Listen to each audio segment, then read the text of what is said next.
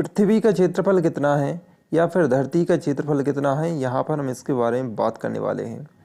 तो सबसे पहले आपको बता दें कि रूस दुनिया का क्षेत्रफल के आधार पर सबसे बड़ा देश है, जो कि धरती के कुल क्षेत्रफल का 12.5% भाग पर फैला हुआ है। वहीं दुनिया का सबसे छोटा देश वेटिकन सिटी है, जो कि सिर्फ 0.44 वर्ग किलोमीटर में फैला हुआ है। कनाडा दुनिया का दूसरा सबसे बड़ा देश होने के बावजूद रूस के मुकाबले आधे हिस्से में ही बसा हुआ है। तो इससे हम अंदाज़ा लगा सकते हैं कि रूस कितना बड़ा देश है। वहीं अगर हम भारत की बात करें तो यह दुनिया के 10 सबसे बड़े देशों में शामिल है। और रूस के बाद कनाडा के बाद चीन, अमेरिका, ब्राज़ील, ऑस्ट्रेलिया और इसके बाद इंडिया का नंबर आता है। इसके बाद अर्जेंटीना, फिर कजाकिस्तान और इसके बाद अल्जीरिया का नंबर आता है।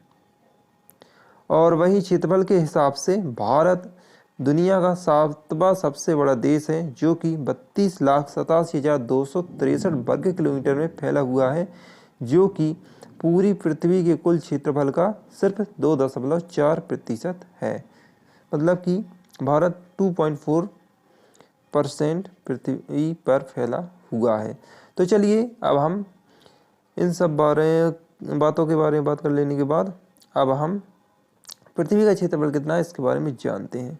तो दोस्तों, पृथ्वी का कुल क्षेत्रफल 510.070 मिलियन वर्ग किलोमीटर में फैला हुआ है।